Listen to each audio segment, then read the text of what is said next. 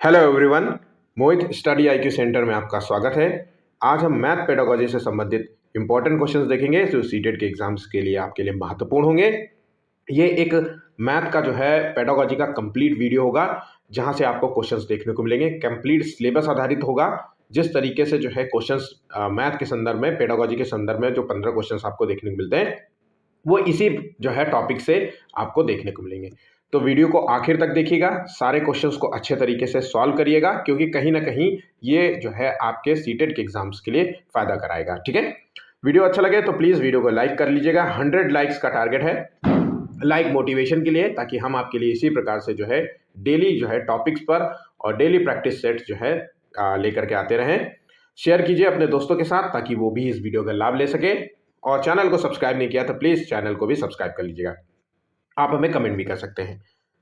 पहला क्वेश्चन है, देखिए देखिए ये क्वेश्चन बहुत बहुत इंपॉर्टेंट है और मैक्सिमम टाइम आप अगर आप पिछले 10 साल का पेपर देख लें तो आपको ये 5-6 बार जो है देखने को मिल चुका होगा। तो एक बच्चा संख्या 25 को 25 लिख लेता है, लेकिन 205 को 205 के स्थान पे 205 लिखने की गलती कर रहा है। मतलब या तो वो इस तरीके से लिख रहा है, ठीक है बच्चा, तो इस तरीके लिखने की गलती कर रहा है। तो इसका जो है त्रुटि का मुख्य कारण क्या है? तो संख्या पर ध्यान न देना, संख्या बोध का अभाव, याद करने की कमजोरी नहीं, इसका जो है बच्चे के अंदर जो है स्थानिक मान जो है प्लेस वैल्यू है उसकी समझ का अभाव होना। ये प्लेस वैल्यू क्या होती है? जैसे इकाई, दहाई, सैकड़ा, इसको ये चीजें नहीं पता है कि इकाई क्या होती है, दहाई क्या होती है, सैकड़ा क्या होती है ना। तो इस तरीके से इसको चीजों को अगर हम बताएंगे धीरे धीरे करके तो इसको जो है चीजें सही करने लग जाएगा। ठीक है, नेक्स्ट क्वेश्चन है, 11 इकाइयां, 11 दहाइयां, 11 सैकड़े बराबर है। तो देखिए 11 इकाई में 1 यूनिट होती है और 11 दहाई, दहाई में जो है 10 होता है, तो यहाँ 110 हो गया। इस तरीके से लिख लेंगे हम। और 11 सैकड़ा 11 और 100 हो गया। तो कुल इस तरीके से होगा। अब अगर हम इन तीनों को जोड़ लेते हैं तो आंसर हो गया ऑप्शन बी। ये 2024 का क्वेश्चन है। ठीक है, इस तरीके से भी क्वेश्चंस आपको देखने को मिलेंगे। ठीक, गणित सीखना एक सक्रिय मतलब एक्टिव प्रक्रिया है जहां बच्चे स्वयं खोज करके सीखते हैं। यह विचार किससे संबंधित है? तो यहाँ पे देखिए, यहाँ पे बोल रहा है एक तो सक्रिय प्रक्रिया है, जब कोई भी कार्य हम सक्रिय रूप से सीखते हैं। सक्रिय रूप से कैसे सीखेंगे? तो भैया हम सीखेंगे करके, करके सीखना होता है। किसी भी कार्य को करके सीखना होता है, मतलब उस कार्य को हम स्वयं अपने हाथों से करेंगे, है ना। थोड़ी सी खांसी की समस्या है, पॉल्यूशन इतना ज्यादा है और मुझे एलर्जिक है, तो थोड़ा सा आप लोग मैनेज कर लीजिएगा। ठीक है, तो जब यहां पे ये शब्द का इस्तेमाल होगा कि सक्रिय रूप से सीख रहे हैं, करके सीख रहे हैं, तो इसका संबंध है रचनावाद से, कंस्ट्रक्टिविज्म से है। ठीक है, ऑप्शन यहाँ पे बी है। यहाँ पे बच्चा जो है चीजों को तार्किक रूप से करना, चीजों को तार्किक रूप से सीखता है, स्वयं से जो है स्वयं से समस्याओं का समाधान जो है स्वयं से जो है समस्याओं का जो है समाधान निकालने का प्रयास करता है। ऑप्शन यहाँ पे बी है। ठीक, इनफैक्ट एक बात याद रखना, जब भी क्वेश्चन इस तरीके से हो, ये 4 ऑप्शंस हो या इससे मिलते जुलते ऑप्शंस हो, तो अगर ये शब्द दिया गया हो और क्वेश्चन आपसे पॉजिटिव रूप में पूछा जा रहा हो, है ना, तो आंसर आप रचनावाद ही लगाना। ठीक है, नेक्स्ट क्वेश्चन है, गणित की कक्षा में जो त्रुटियां होती हैं, एरर को किस रूप में हमें देखा जाना चाहिए? ये इतना एक कॉमन क्वेश्चन है कि पूरे सीटेट के एग्जाम में आपको 101%, चाहे वो हिंदी पेडागोजी हो, चाहे सीडीपी में हो, चाहे मैथ में हो, चाहे ईवीएस में हो, कहीं ना कहीं आपको देखने को मिल ही जाएगा। तो देखिए, गलतियों को हमें बच्चों को अक्षमता के रूप में नहीं देखना चाहिए, विफलता के रूप में नहीं देखना चाहिए, अनुशासनहीनता के रूप में नहीं, बल्कि इसको एक सीखने की एक स्वाभाविक हम प्रक्रिया, इसको स्वाभाविक हिस्सा मानेंगे। ठीक है, तो गलतियां जब बच्चा करता है तभी तो एक स्टेप आगे बढ़ता है। तो प्रयास और त्रुटि बेस्ड होता है। ठीक है, प्रयास करना और फिर त्रुटि करना, ठीक है, यही तो होता है ट्रायल एंड एरर। तो ये सिद्धांत किसके नजदीक है? ये सिद्धांत है थॉर्नडाइक का। थॉर्नडाइक ने कहा था ना, सीखने का नियम दिया था, जहां पे कहा था कि व्यक्ति जो है निरंतर डेली अभ्यास से अपने जो है सीखने की क्षमता को बढ़ा सकता है। तो यहां जब डेली अभ्यास करेगा, प्रयास करेगा, गलतियां करेगा, प्रयास करेगा, गलतियां करेगा, तो एक वक्त आएगा कि वो गणितीय अवधारणाओं को समझने लग जाएगा। ऑप्शन यहाँ पे ए राइट होगा। अगला क्वेश्चन है, नेशनल करिकुलम फ्रेमवर्क के अनुसार गणित की पाठ्य पुस्तक का प्राथमिक उद्देश्य क्या होना चाहिए? ध्यान रखें, नेशनल करिकुलम फ्रेमवर्क से आपको एक क्वेश्चन देखने को मिलेगा पूरे सीटेट के एग्जाम में। इनफैक्ट सबसे ज्यादा क्वेश्चंस जो है इन्हीं टॉपिक से पूछे जाते हैं पूरे सीटेट में, ठीक है। तो मैंने इसका एक पर्टिकुलर वीडियो बना रखा है, आप जाकर के उसको देख लीजिए, ठीक। लिंक आपको डिस्क्रिप्शन में मिल जाएगा, नहीं तो आप मेरे बस वीडियो में आप चैनल में जाइए और वीडियोस वाले पोर्शन में जाएंगे, आपको जो है 10-11 वीडियो देखने के बाद ही आपको तुरंत जो है नीचे देखने को मिल जाएगा। तो यहाँ पे देखिए आंसर है नेशनल करिकुलम फ्रेमवर्क, जो बच्चों को एक सिलेबस तैयार करता है कि बच्चों को किस तरीके से सिखाना चाहिए। तो इसका जो मूल उद्देश्य होता है वो बच्चे के अंदर जो है गणितीय चर्चा व खोज को बढ़ावा देना। तो देखिए नेशनल करिकुलम जो भी सिलेबस या पाठ्यक्रम डिसाइड करेगा वो पाठ्यक्रम होगा पॉजिटिव अप्रोच वाला होगा, ध्यान रखिएगा, बस इसका यही मूल अर्थ है, पॉजिटिव अप्रोच वाला होगा। ऐसा नहीं कि अभ्यास के लिए बहुत सारे प्रश्न दे देगा, उससे क्या फायदा हो जाएगा, या तथ्यों को याद करने के दे देगा कि बहुत सारी किताबों में उसके पाठ्यक्रम में बहुत सारे तथ्य हो जाएंगे, सूत्रों को लिख देगा, संकलित कर देगा, इससे कोई फायदा होगा। अभिसारी चिंतन का बढ़ावा देना, अभिसारी की जगह अगर यहां लिखा होता अपसारी चिंतन को बढ़ावा देना, तो हाँ ध्यान रखिएगा, अपसारी चिंतन जो है अच्छा माना जाता है, अभिसारी नहीं। अभिसारी ये प्रश्न जो 5वां प्रश्न है ये अभिसारी प्रश्न है। अपसारी में क्या होता है, कोई प्रश्न होता है और इसके कई उत्तर दिए जा सकते हैं। जैसे 48 को हम कितने रूप में जो है विभाजित कर सकते हैं, तो भैया इसका भाग करिए, कोई यहाँ पे देखिए 3 से भाग भी हो रहा है, 2 से भी हो रहा है, तो हम कह सकते हैं कि 1 से अधिक उत्तर आ रहा है ना, तो इस तरीके से हम अपसारी पर। तो यहाँ पे जो आंसर दिया गया है वो है ऑप्शन सी। आई होप मैं बहुत ही साफ सुथरे तरीके से बहुत सरल भाषा में आपको समझाने का प्रयास कर रहा हूं, ताकि सीटेट जो है एक बार में आपका निकल जाए।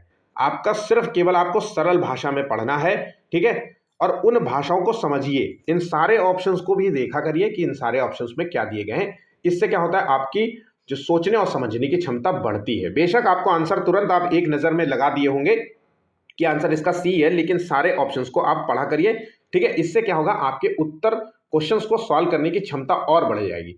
तो सब सीटेट का पेपर आएगा तो कई बार होता है ना, पेपर जब रियल में देना और यहाँ पे ऑनलाइन देने में बहुत अंतर होता है, तो आप वहां पर भी आपको वैसी गलतियां नहीं करेंगे जो यहाँ पे हो रही है, ठीक है।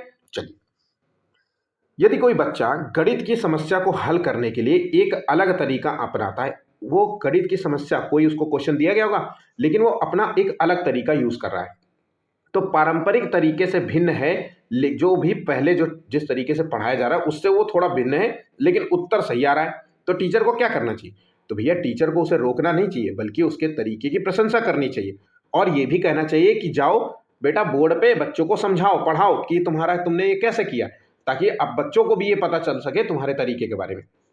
तो उसको सामने समझाने के लिए कहना चाहिए। आंसर हो गया यहाँ पे बी सही जवाब होगा।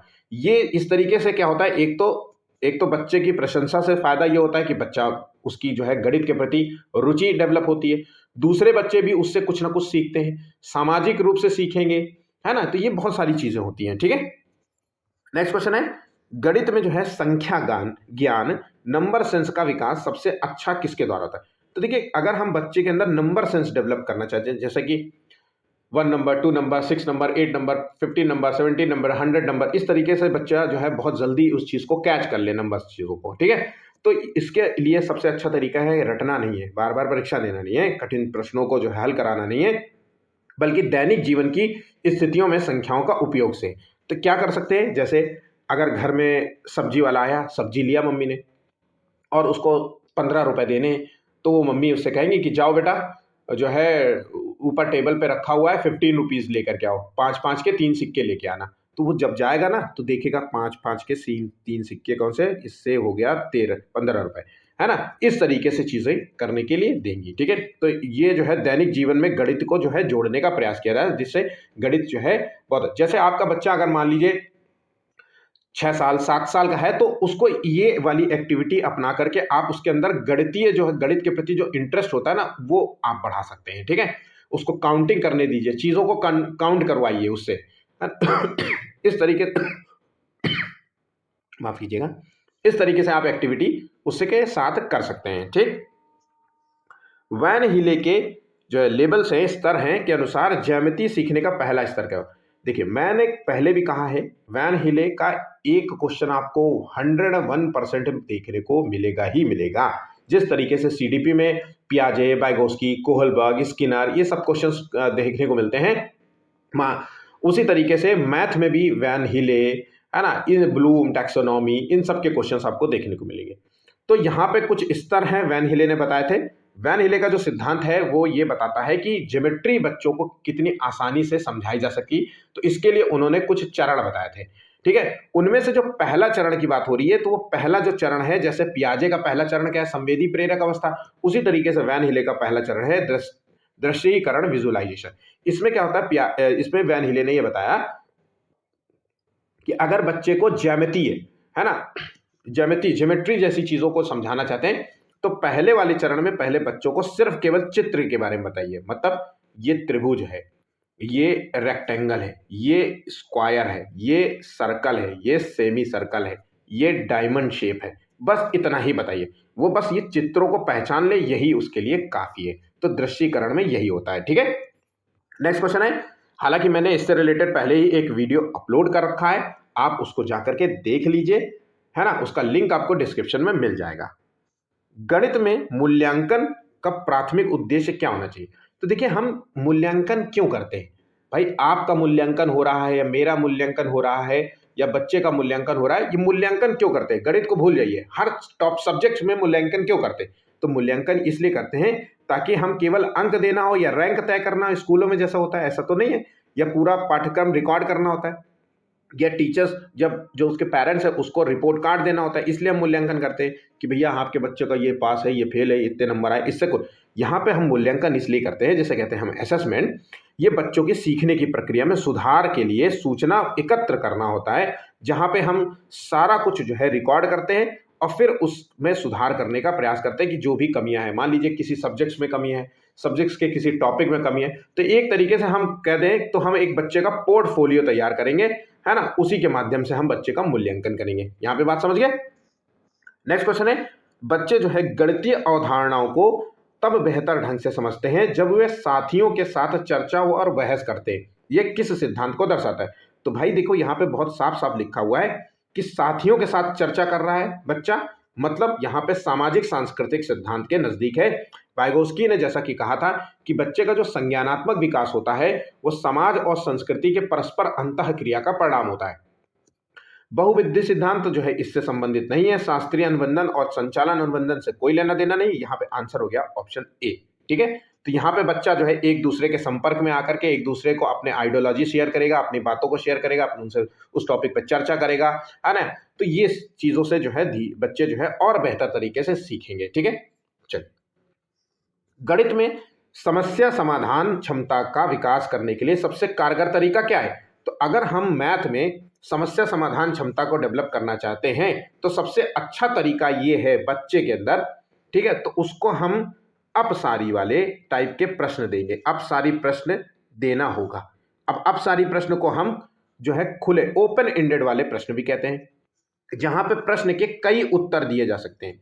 तो इससे बच्चों से ऐसा होगा, तो यहाँ पे बच्चे की सोच जो है डेवलप होती है, बच्चा तर्क करना सीखता है और बेहतर तरीके से। जैसे आपने उससे कोई क्वेश्चन पूछा और उसने उसका उत्तर दिया, फिर आपसे पूछेंगे और इसका कोई उत्तर सोच के बताओ, और भी कुछ हो सकता है। जैसे हमने कहा कि ए फॉर, तो बच्चा कहेगा ए फॉर आंट, तो आप कहोगे ए फॉर आंट तो होता है, और भी कुछ होता है क्या ए फॉर? तो बच्चा सोचेगा थोड़ी देर, फिर कहेगा, आप बोलोगे, अगर मान लीजिए थोड़ा सा आप उसको हेल्प करोगे, है ना, टेम्परेरी हेल्प करोगे, तो बोलोगे वो फ्रूट होता है और वो रेड कलर का होता है, स्वीट सा होता है, वो तुरंत जान जाएगा एप्पल, ए फॉर एप्पल भी होता है। फिर आप कहोगे और भी कुछ होता है क्या?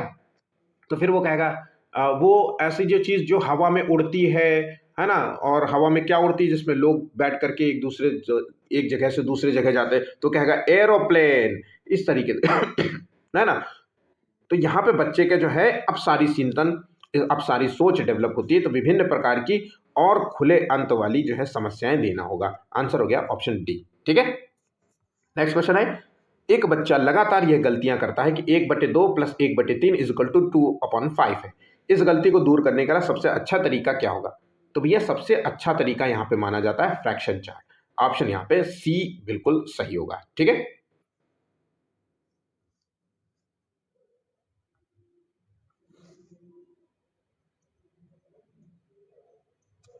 अपने घर से स्कूल तक की दूरी बिना मापे बताओ, ये किस कौशल को बढ़ाता है? एक टीचर क्या करता है कि अपने बच्चों से ये कहता है कि आपको ये सोच के बताना है कि आपके घर से और स्कूल तक की दूरी कितनी है ना?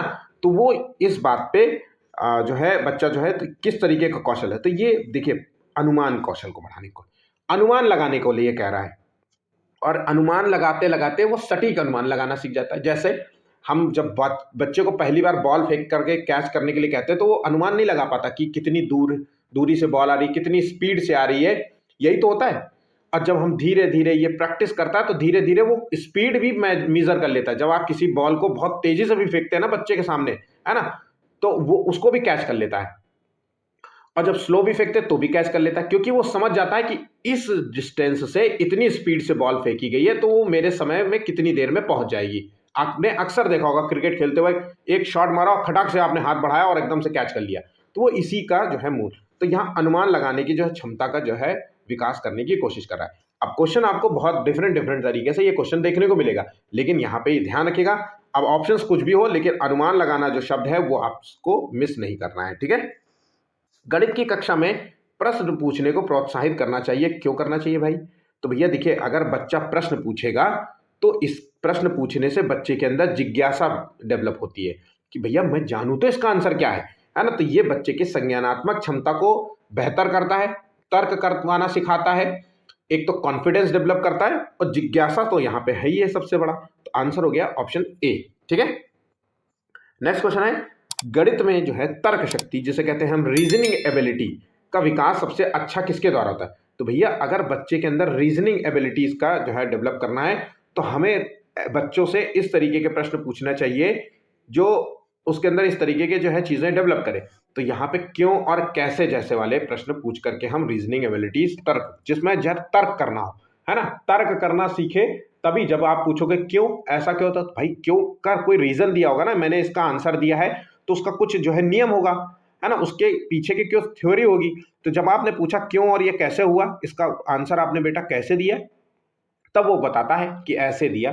तो यही तर्क शक्ति जो है इन जैसे प्रश्नों से डेवलप होती है। ऑप्शन यहाँ पे 15 का बी आंसर सही होगा। नेक्स्ट, गणित जो है सभी के लिए है और सभी बच्चे गणित सीख सकते हैं। तो ये विचार किस बात पर जोर देता है? तो देखिए सभी के लिए बोल रहा है और सभी बच्चे जो है गणित सीख सकते हैं। सभी बच्चे यहाँ पे क्या है, यहाँ पे जो है जो है सामान्य बच्चे, यहाँ पे बच्चे विशिष्ट बच्चे, प्रतिभाशाली बच्चे, ये सभी टाइप के जो बच्चे होते हैं, ये सभी बच्चे गणित सीख सकते हैं, है ना, इनके अंदर गणित सीखने की क्षमता होती है। तो ये जो है गणित शिक्षण में समावेशी जो है बात पर जोर दे रहा है। ऑप्शन यहाँ पे बी सही जवाब होगा, ठीक है। पैटर्न की पहचान करना और उन्हें पूरा करना प्राथमिक स्तर पर गणित की पाठ्य चर्चा का एक अनिवार्य हिस्सा है, क्योंकि अब यहाँ पे बोल रहा है कि पैटर्न की पहचान करना और उन्हें पूरा करना ये प्राथमिक स्तर की जो है कक्षाओं का एक अनिवार्य हिस्सा है, क्योंकि तो यहाँ पे देखिए विद्यार्थियों को प्रतियोगी परीक्षाओं के लिए तैयार करना या सुडोकू पहेली को हल करने के लिए विद्यार्थियों की सहायता करना, यह विद्यार्थियों में सृजनात्मकता को बढ़ावा देना और संख्याओं और संक्रियाओं की विशेषताओं को समझने में उनकी जो है सहायता करना, या भी बच्चे के अंदर कलात्मक या सृजनात्मक गुणों को विकसित करना। तो यहाँ पे देखिए आंसर क्या है, इसका सही आंसर है ऑप्शन सी। सीटेट का पूछा हुआ क्वेश्चन है, 2024 या 2023 का आई गेस मुझे लगता है ये क्वेश्चन आया था, ध्यान रखिएगा, ठीक है। नेक्स्ट क्वेश्चन है, राष्ट्रीय पाठ्य चर्चा की रूपरेखा, ठीक है, मानती है कि गणित में चिंतन और तर्क करने का एक विशेष तरीका शामिल होता है। तो इस दृष्टिकोण को किसके द्वारा प्राप्त किया जा सकता है? तो देखिए गणित में तर्क करने की, चिंतन करने की बात कही जा रही है। तो यहाँ पे देखिए आंसर क्या है, तो अगर हम बच्चे के अंदर चिंतन शैली डेवलप करना चाहते हैं, तर्क शैली डेवलप करना चाहते हैं कि वो प्रश्नों के जो है उत्तर, प्रश्न सुने और उस पर तर्क रूप में आंसर दे, तो यहाँ पे बच्चे के जो सबसे बेस्ट तरीका होगा वो खोजबीन उपागम का प्रयोग करना, हस्तचालकों का प्रयोग करना, संकल्पनाओं को वास्तविक जीवन से जोड़ना, जो भी संकल्पनाएं हैं, थ्योरीज हैं, उसको वास्तविक जीवन से जोड़ना होगा। हस्तचालकों का प्रयोग करना मतलब हैंड एक्टिविटी वाली एक्सरसाइजेस बहुत जरूरी है। खोजबीन उपागम का प्रयोग करना, है ना, जैसे अपसारी चिंतन की बात हो रही, खोजबीन उपागम का मतलब होता है अपसारी, मतलब किसी प्रश्न के कई उत्तर देने की कोशिश करना, तभी तो खोजबीन होगा ना। तो यहाँ पे विद्यार्थियों को चर्चाओं में शामिल करना, इन सब चीज़ों से हम बच्चे के अंदर चिंतन और तर्क रूप जो है गणितीय जो है क्षमता का डेवलपमेंट कर सकते हैं। ठीक है, ऑप्शन यहाँ पे ए है। देखिए तर्क संगत आपको आंसर देना है, बस यहाँ पे हमें हर रूप में तर्क रूप में जुड़ना है। ठीक है, नेक्स्ट क्वेश्चन है, गणित शिक्षण में आकलन और मूल्यांकन का मुख्य अंतर क्या होता है। तो देखिए आकलन और मूल्यांकन, वैसे तो आपको जो भी क्वेश्चन आएगा वो मूल अर्थ यही निकलेगा कि बच्चे के अंदर समस्या जो है पता करना कि भैया क्या समस्या है और उसका निदान करना होता है। तो यहाँ पे जो आंसर तर्क संगत है, देखो आप चार ऑप्शंस को ही पढ़ करके आप तुरंत लगा दोगे आंसर। आकलन में केवल लिखित परीक्षाएं शामिल होती, तो आकलन में लिखित परीक्षाएं, तो ऐसा तो नहीं है कि केवल एग्जाम करा करके ही आप आकलन ले, आप भैया आप जो है बच्चे का पर्सनल इंटरव्यू भी ले सकते हो। आपने बच्चे से क्वेश्चन पूछा, इसी से पता चल गया कि बच्चे को नहीं आता है, तो आकलन में ऐसा नहीं है कि केवल लिखित परीक्षा ही काम आएगी, दोनों में कोई अंतर नहीं होता, तो ऐसा नहीं है ना। मूल्यांकन केवल अंकों के आधार पर होना चाहिए, तो अंकों के आधार पर ऐसा नहीं है। तो यहाँ पे आंसर है मूल्यांकन एक जो है व्यापक प्रक्रिया माना जाता है। मूल्यांकन होना चाहिए, किसी बच्चे का आप अगर असेसमेंट कर रहे हैं, मूल्यांकन कर रहे हैं, तो त्वरित रूप में होना चाहिए, निरंतर होना चाहिए, सतत होना चाहिए और व्यापक होना चाहिए। व्यापक मतलब अगर आप पढ़ाई का मूल्यांकन करें तो उसके सभी जो है पहलुओं पर ध्यान रखते हुए मूल्यांकन करिए। ऐसा नहीं कि सिर्फ केवल हिंदी का मूल्यांकन कर लिया तो इंग्लिश गई, इंग्लिश का मूल्यांकन नहीं हो रहा है, तो ऐसा नहीं। एग्जाम भी करा रहे हो तो सारी चीज़ों का नहीं, तो व्यापक का मतलब होता है संपूर्ण मूल्यांकन, है ना। और सतत का मतलब होता है हर स्टेप वाइज, आज जो है कुछ पढ़ाया तो उसका जो है एक दो दिन में या कल उसी दिन उसी चैप्टर के बाद ही आपने उससे क्वेश्चन पूछ लिया कि बच्चे को समझ में आया कि नहीं। तो यहाँ पे जबकि आकलन जो है अंतिम निर्णय होता है। ठीक है, यहाँ पे समझ गए। नेक्स्ट क्वेश्चन है, कक्षा जो है 4 के विद्यार्थियों को यह समझाने के लिए कि शेष हमेशा विभाजन से कम होता है उचित उपागम है। क्वेश्चन जो है सीटेट का पूछा हुआ क्वेश्चन है, बहुत ही सिंपल क्वेश्चन है। बहुत, एक बार क्वेश्चन को फिर से समझिए, आंसर जो है जानने का प्रयास मत करिए, इसको थोड़ा सा समझने का प्रयास करिए कि ये क्वेश्चन कह क्या रहा है, और आप बहुत आसान तरीके से समझ जाएंगे। देखिए पूरे ऑप्शंस को देखिए गौर से। ठीक, इसका आंसर है, देखिए शेष हमेशा विभाजन से कम रहता है। जैसे उदाहरण के लिए, तो जैसे मान लीजिए 17 है, 17 है, तो अब हम 17 को अगर हम 5-5 के समूह में बांटे तो 5 तिहाई 15। ठीक है, तो यहां पे बचा कितना, 2। अब 2 बचा शेष। अब शेष हमेशा विभाजन से कम है, 2 की वैल्यू 5 से कम है, तो यही तो ये कह रहा है।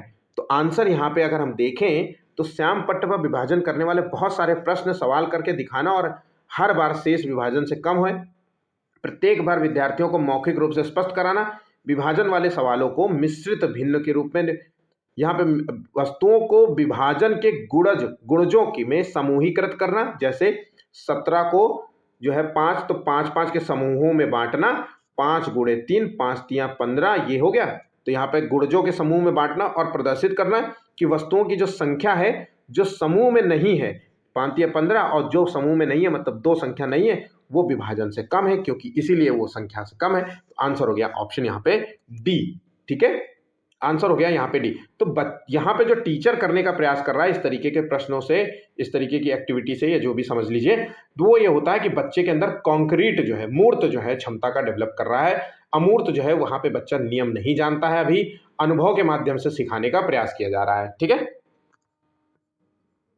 वास्तविक जिंदगी में गणित का संबंध बनाने के लिए अंतर विषयों को विकसित करने के लिए निम्नलिखित में से किन जो है मूल्यांकन योजनाओं का उपयोग किया जा सकता है। तो देखिए अगर वास्तविक जीवन में गणित से संबंध बनाना चाहते हैं तो क्षेत्रीय भ्रमण, मौखिक परीक्षा और ड्रिप जो है कार्यपत्रक, ये जरूरी है। यहाँ पे जांच सूची से कोई लेना देना नहीं है, सर्वेक्षण का कोई लेना देना नहीं है, यहाँ पे परियोजनाओं से कोई लेना देना। आंसर है यहाँ पे तर्क संगत जो आंसर है वो है ऑप्शन ए। जो भी ए आंसर जो है समझ रहे हैं वो सभी सही है। ठीक है, आप लोग बिल्कुल भी परेशान मत होइएगा, अगर आपके क्वेश्चंस गलत भी हो रहे हैं तो अभी बहुत वक्त है। मैं बार बार कह रहा हूं, डेली पेपर लगाइए। जिस भी टीचर को आप पसंद करते हैं, जिस भी टीचर से आप पेपर्स जो है आपको लगता है कि ये टीचर मेरे लिए बहुत बेहतर है ना, ये टीचर के पेपर्स मुझे अच्छे लगते हैं, तो मैं आपसे यही कहता हूं कि हर टीचर, जो भी टीचर पढ़ा रहा है वो सब बढ़िया ही पढ़ा रहा है। बस किसी का मटेरियल कुछ और है तो किसी का मटेरियल और, कोई जो है 10 क्वेश्चन ज़्यादा पढ़ा रहा है तो कोई 10 क्वेश्चन बिल्कुल कम पढ़ा रहा है, कोई आज के समय में बहुत बड़ा यूट्यूबर हो गया है ना, तो इसलिए वो कम जो है थोड़ा सा क्वेश्चंस पे ध्यान दे रहा है। तो बहुत सारी चीज़ें हो सकती है, आपको जहाँ से पढ़ना है वहाँ से पढ़िए, लेकिन डेली पेपर्स लगाइए। मैं फिर से कहता हूँ, डेली पेपर्स लगाएंगे तो आप यकीन मानिए जो भी क्वेश्चन आप गलत कर रहे हैं, जो भी क्वेश्चन आपको नहीं समझ में आ रहा है, वो कहीं ना कहीं आप धीरे धीरे आपकी बेहतर समझ हो जाएगी। ठीक है। गणित में डिस्कैल्कुलिया से पीड़ित बच्चे को पढ़ाने की सबसे उपयुक्त रणनीति क्या है? डिस्कैल्कुलिया किसको होती है? जो गणित से डर लगता है, जिसको मैथ की कैलकुलेशन समझ में नहीं आती। 2 × 2 क्या होता है, 6 × 2 क्या होता है, तो इस तरीके के कैलकुलेशन, 2+2 2+5, इस तरीके गणना समझ ही नहीं आती, वो गणना कर ही नहीं पाता, है ना, चाहे व्यवहारिक जीवन में कैसे भी हो। तो ऐसे बच्चों को हम मूर्त सामग्री प्रयोग करेंगे, है ना। जैसे अगर आप जोड़ सिखा रहे हो तो उसको बहुत सारी चीजें रख करके उसको जोड़ना सिखाएंगे। देखो ये 2 बॉल्स हैं प्लस एक 2 बॉल आपको ये फिर रख दी, तो ये टोटल बॉल कितनी हो गई बेटा? तो काउंट करो, 1 2 3 4, इस तरीके से। तो यहां जानेगा 4 बॉल्स हो गई। तो यहां पे ये होगा। तो यहां पे हम मूर्त सामग्री प्रयोग करेंगे और बहु इंद्रिय अनुभवों का प्रयोग करेंगे। ठीक है, आंसर हो गया ऑप्शन ए। गणित में गणना करने संबंधी कौशलों को किसके द्वारा बढ़ाया जा सकता है? तो गणना करने संबंधी कौशल को बढ़ाना है ना, तो यहां पे सबसे अच्छा तरीका यह होगा कि अभ्यास हेतु क्रियाशील गतिविधियों का आयोजन करके हम बच्चे के अंदर गणना संबंधी हम कौशल को बढ़ा सकते हैं। या फिर 23वें का आंसर होगा बी, संकल्पनाओं और प्रक्रियाओं को स्पष्ट करने के बाद अधिक से अधिक अभ्यास कराना। तो आंसर हो गया ऑप्शन ए, ज्यादा तर्कसंगत है। आंसर हो गया ऑप्शन ए। ठीक है। गणित की कक्षा में जो है प्रोजेक्ट वर्क का सबसे बड़ा लाभ क्या है? तो जो प्रोजेक्ट वर्क होता है उसका सबसे बड़ा लाभ ये होता है कि बच्चों को गणित में, मैथ में वास्तविक दुनिया से जोड़ने का अवसर देता है। तो ये मैथ प्रोजेक्ट जो होता है ना, अब प्रोजेक्ट तो किसी चीज पे प्रोजेक्ट होगा, तो प्रोजेक्ट में पहले तो व्यक्ति जो बच्चा होता है वो एक्टिव रूप में काम करता है, सक्रिय रूप से काम करता है, यथार्थ रूप में काम करता है, चीजों से जुड़ा होगा, है ना, तर्क रूप से जुड़ा होगा। तो यहाँ पे जो भी प्रोजेक्ट होगा वास्तविक जीवन दुनिया से जोड़ने का उसको मौका मिलता है उन चीजों से। ऑप्शन यहाँ पे ए सही है। एक बच्चा हमेशा 6 और 9 को उल्टा लिखता है, इस समस्या समाधान के लिए सबसे अच्छा प्रभावी तरीका आप क्या करेंगे? तो भैया अगर बच्चा 6 और 9 को उल्टा लिखता है तो हम उसको बार बार लिखवाने से काम नहीं चलेगा, डांट लगाने से काम नहीं चलेगा, माता पिता से शिकायत करने से काम नहीं चलेगा, खेल खेल में अभ्यास करवाएंगे, है ना। ऑप्शन यहाँ पे सी सही जवाब होगा। ठीक है। गणित शिक्षण में पोर्टफोलियो का उपयोग क्यों किया जाता है?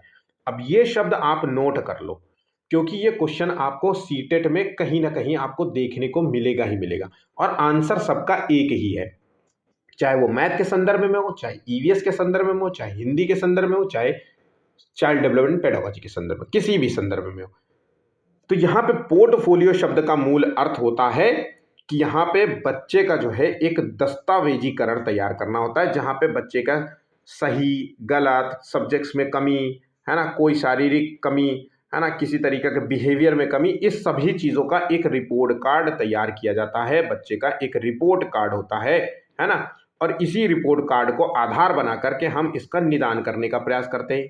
ठीक है। तो पोर्टफोलियो का जो होता है बच्चे की सीखने की यात्रा और प्रगति का एक व्यापक दस्तावेजीकरण करने के लिए इसका उपयोग करते हैं। आंसर हो गया ऑप्शन ए। ठीक है। जो बच्चे पहली बार एग्जाम देने जा रहे हैं, मैं आपको बहुत फिर से मैं कहना चाहूंगा, मन लगा के मेरी बातों को ध्यान से सुनिए, बिल्कुल भरोसा करके आप नोट्स बनाइए और उन शब्दों को लिख लीजिए एक छोटे से लाइन के रूप में। यकीन मानिए जो भी मैं शब्द बोलता हूं मैं कहीं ना कहीं रेफरेंस पे यूज करता हूं कि यही क्वेश्चंस में इसी, आपको मैं कठिन शब्द देने से जगह कोई फायदा नहीं होगा। मैं सिर्फ आपको एक अच्छा मटेरियल देने का पूरा कोशिश करता हूं, ताकि आपका जो है आप एक भी पेपर, अगर आप जैसे ये आज का जो पेपर है आप लगा रहे हैं, अगर आप इसको तकरीबन 40 क्वेश्चन हैं, अगर आपने 40 क्वेश्चन लगा लिया है तो बहुत हद तक आपको ये चीजें क्लियर हो जाएंगी कि कहाँ कहाँ से क्वेश्चंस आते हैं, और इन क्वेश्चंस पे आपको ज्यादा फोकस करना होगा। ठीक है। अगला क्वेश्चन है, गणित में जो है मैथ में निदानात्मक परीक्षण का क्या? निदान का मतलब होता है ऐसा परीक्षण जिससे समस्या का निदान हो सके, डायग्नोस्टिक टेस्ट होता है। अब भाई जब आपके शरीर में कोई प्रॉब्लम होती है तो डायग्नोज लिखता है ना शरीर, डॉक्टर लिख देता है ना कि ब्लड टेस्ट कराओ, कि एफटी एलएफटी शुगर ये सब टेस्ट करा दो। तो निदानात्मक परीक्षण का मूल अर्थ यही होता है कि यहाँ पे आंसर जो है 27 का जो है, देखिए आंसर क्या होगा, प्रगति पत्र को भरना होता है, सत्रांक परीक्षा के लिए प्रश्न पत्र की योजना बनाना होता है, या बच्चों की समझ में निहित रिक्तियों को जानना होता है। तो यहाँ पे जो भी बच्चे में कमियां हैं उसको जानने का प्रयास किया जाता है। आंसर हो गया ऑप्शन सी। गणित की कक्षा में बहुभाषीय जो है मल्टी लैंग्वेज जो है के बच्चे की मदद करने का सबसे अच्छा तरीका क्या है? तो अगर कोई भी बच्चा बहुभाषीय है तो यहाँ पे सबसे अच्छा ये होगा कि उसकी मातृभाषा में गणितीय शब्दों और अवधारणाओं को समझाना चाहिए। आंसर हो गया ऑप्शन ए। ना कि उसे किसी अन्य भाषा में बोलने के मजबूर करना चाहिए, ना उसकी उपेक्षा करनी चाहिए, ना उसे अलग बैठाना चाहिए, जबकि उसकी भाषा जो भी है ना, वहाँ पर उसको जो है शब्दों में बोलने का मौका देना चाहिए और अपनी बात को समझाने का मौका देना चाहिए, अवधारणाओं को समझाना चाहिए, कोशिश करनी चाहिए। ठीक है। नेक्स्ट क्वेश्चन है, गणित में अनुमान लगाना कौशल जो है सिखाने का प्राथमिक उद्देश्य क्या होता है? तो गणित में बच्चा अनुमान लगाता है, जैसे हमने उससे पूछा था ना कि आपके घर से स्कूल की दूरी कितनी है। अब आप बच्चों को जब हम पढ़ाते हैं कि 1 किलोमीटर में 1000 मीटर होता है, तो वो बच्चा धीरे से अनुमान लगाना सीखता है कि 1 किलोमीटर की डिस्टेंस उसको बताई जाती है कि यहाँ से वहाँ तक की दूरी 1 किलोमीटर है। अब आप सोच के बताइए कि यहाँ से दूसरे साइड की दूरी कितनी किलोमीटर की होगी। तो इस तरीके से चीज़ें होती हैं, है ना। तो 29 का यहाँ पे आंसर होगा कि बच्चों को लगभग सही उत्तर ज्ञात करने की क्षमता देना होता है। जैसे एक बकेट है, एक बकेट में कितना लीटर पानी है, या फिर एक कटोरी में कुछ गोले डाल दिए गए बहुत सारे ऐसे 20 30 40, उसको अंदाज़ा लगाइए कि ये गोले देख करके, इन साइज को देख करके समझिए कि इसमें कितने जो है गोले रखे या दाने पड़े हुए। इस तरीके से तो सही उत्तर ज्ञात करने की क्षमता जो है बताई जाती है। ठीक है। अक्सर एक्टिविटी एक कराई जाती है कि 1 किलो की सब्जी ले आओ और उससे पूछो कि 1 किलो, बच्चे से पूछो कि 1 किलो जो है भरना है, इसमें 1 किलो भिंडी भर के सटीक भिंडी भरो या कोई भी सब्जी भरो 1 किलो, तो वो 1 किलो अपने अंदाजन से भरता है। ठीक है। तो इससे अनुमान लगाना कहते हैं। ठीक है, यहाँ पे बात समझ गए। नेक्स्ट क्वेश्चन, गणित सीखने की प्रक्रिया में बच्चे अपनी गलतियों से स्वयं सीखते हैं, यह विचार किस शिक्षण दर्शन से मेल खाता है? तो अपनी गलतियों से स्वयं सीखते हैं, इसका मतलब है कि यहाँ पे बच्चा जो है, यहाँ पे 30 का क्या होगा, तो यहाँ पे रचनावाच्य समझिए। मैंने जैसा कि पहले भी कहा था, अगर आपको ये शब्द नजर आ जाए तो आंसर यही होगा, 100% आंसर यही होगा, कुछ भी दगाने की जरूरत नहीं है। ठीक है। चलिए, गणित की कक्षा में उच्च स्तरीय चिंतन, हायर ऑर्डर थिंकिंग के प्रश्न कैसे होने चाहिए? तो उच्च स्तरीय जो चिंतन वाले प्रश्न होते हैं उनमें हाँ और ना वाले नहीं होते, उनमें तर्क किए जाते हैं। वो सीधे पाठ्य पुस्तक में मिल जाएंगे ऐसा नहीं है। जो विश्लेषण, मूल्यांकन और जो है रचनात्मकता को प्रोत्साहित करे, ऐसे प्रश्न होने चाहिए। ठीक है। जिसके अंदर ऐसे प्रश्न होते हैं जो बच्चे की सोचने की क्षमता को जो है बढ़ाए, है ना, उसमें तर्क करना पड़े, है ना। अब सारी टाइप के प्रश्न होने चाहिए, ओपन एंडेड होने चाहिए, इस तरीके के कुछ क्वेश्चंस होने चाहिए। ठीक है। ऑप्शन यहाँ पे सी बेस्ट आंसर होगा। वैन हीले के स्तरों के अनुसार ज्यामिति में तर्क करना, देखिए मैंने आपसे कहा था कि इन्होंने जो सिद्धांत दिया था वो बच्चों को कि ज्योमेट्रिक कितने स्टेप में समझानी चाहिए और बेहतर तरीके से किन किन चरणों को फॉलो करके बच्चा ज्योमेट्री सीखेगा। तो यहाँ पे कौन सा चरण होता है जहाँ पे बच्चा तर्क करना या प्रमेयों को सिद्ध करने लग जाता है। यहाँ पे जो प्रमेय है, थ्योरी को प्रूफ कर देता है कि ये थ्योरी है, ये सही है कि ये गलत है। यहाँ पे 32 का आंसर देखना है, तो ये जो है औपचारिक फॉर्मल डिडक्शन है। आंसर हो गया ऑप्शन डी। आंसर है ऑप्शन डी, यहाँ पे सही जवाब होगा। यहाँ पे प्रमेयों को सिद्ध करना, उनमें तर्क करने लग जाता है। ठीक है। नेक्स्ट क्वेश्चन है, गणित शिक्षण में आइसोमोर्फिज्म का क्या मूल अर्थ होता है? अब ये क्वेश्चन, इस भाषा को आपको नोट कर लेना चाहिए। आइसोमोर्फिज्म का मतलब होता है यहाँ पे एक ही जो है गणितीय जो है थ्योरी को अलग अलग संदर्भ में बताना। तो यहाँ पे आंसर देखेंगे, गणितीय संरचना का अलग अलग संदर्भों में प्रयोग करना। आंसर हो गया ऑप्शन ए। ठीक है। आइसोमोर्फिज्म का मूल अर्थ ये होता है। ठीक है। गणितीय अवधारणाओं को समझने के लिए बच्चों को उनके अपने तरीके से खोज करने देना चाहिए। तो गणितीय अवधारणाओं को समझने के लिए बच्चों को उनके अपने तरीके से खोज करने देना चाहिए। तो ये विधि क्या कहलाती है? तो ये ह्यूरिस्टिक विधि कहलाती है। आंसर हो गया ह्यूरिस्टिक। आंसर यहाँ पे तो खोज विधि है, तो यहाँ पे तो आप समझ जाओगे कि खोज करने देना चाहिए, इसका मतलब खोज है, लेकिन आपको आंसर ये याद रखना है, ह्यूरिस्टिक विधि। 34वें में आंसर कई बार यही लिखा आता है, ह्यूरिस्टिक विधि। ह्यूरिस्टिक विधि में बच्चे को खोज परक बनाया जाता है, खोज क्रियाओं के द्वारा जो है सीखने में उससे मदद की जाती है। ठीक है, यहाँ पे बच्चा स्वयं से खोज करता है, लर्निंग बाय डूइंग इसे कहते हैं, लर्निंग स्वयं से करता है, लर्निंग बाय डूइंग होता है। ठीक है, के द्वारा स्वयं से कार्य करता है, स्वयं से सीखने का प्रयास करता है, स्वयं से अपनी समस्याओं का समाधान ढूंढने का प्रयास करता है। गणित में जो है मेटा कॉग्निशन का विकास क्यों महत्वपूर्ण है?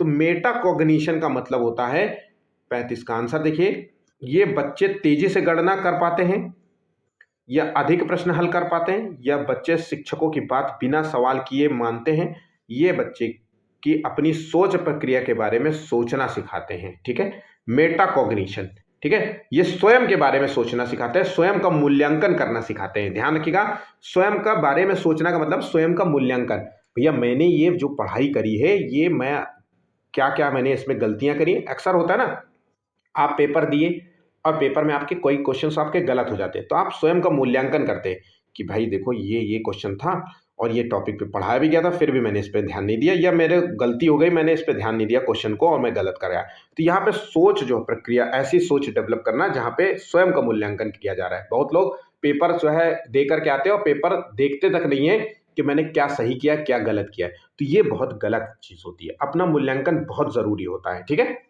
नेक्स्ट क्वेश्चन है, माध्यमिक स्तर के बाद गणित की कौन सी शाखाएं जो है पाठ्यक्रम में सम्मिलित हो जाती हैं? तो माध्यमिक अगर हम बात करें तो यहाँ पे अंक गणित, बीज गणित और ज्यामिति, ये शाखाएं जुड़ जाती हैं। आंसर हो गया ऑप्शन ए। कई बार ये क्वेश्चन पूछा गया है। क्षेत्रफल की अवधारणा से परिचित कराने के लिए टीचर डॉट डॉट शुरुआत कर सकता है। तो अगर बच्चों को क्षेत्रफल की अवधारणा से परिचित कराना है बच्चे के संदर्भ में, तो सबसे पहला सबसे बेहतर तरीका है कि विभिन्न आकृतियों के जो है क्षेत्रफल की तुलना करना बताइए। जैसे किसी किताब की जो है के बारे में बताइए कि ये लंबाई और चौड़ाई है, किसकी लंबाई चौड़ाई ज़्यादा है ना। तो यहाँ पे आंसर उसी के संदर्भ में देखना है। इकाई वर्ग गणन की सहायता से आकृतियों का क्षेत्रफल ज्ञात करना, विभिन्न आकारों की आकृतियों का क्षेत्रफल ज्ञात करने के लिए सूत्रों को स्पष्ट कर देना, गलत। हथेली, पत्ता, पेंसिल, नोटबुक आदि विभिन्न वस्तुओं की सहायता से किसी वस्तु के आकृति क्षेत्रफल की तुलना करना सिखाना। आंसर हो गया यही, आंसर है ऑप्शन सी। ठीक है, तो इसको यही करना सिखाएंगे। ठीक है, गणित में आत्मविश्वास की कमी वाले बच्चे की पहचान कैसे की जा सकती? तो जिस बच्चे में आत्मविश्वास की कमी है, तो वो बच्चा हमेशा सही उत्तर तो देगा नहीं, वो प्रश्न हल करने से पहले ही हार मान लेता है, या उत्तर लिखने से कतराता है, या बार बार पूछेगा कि क्या 6, उसको पता है कि 5 के बाद 6 आता है, तो वो कहेगा 6, ये 6 के बाद क्या आएगा 7, ये ऐसे बोलेगा। ठीक है, तो आंसर हो गया ऑप्शन बी।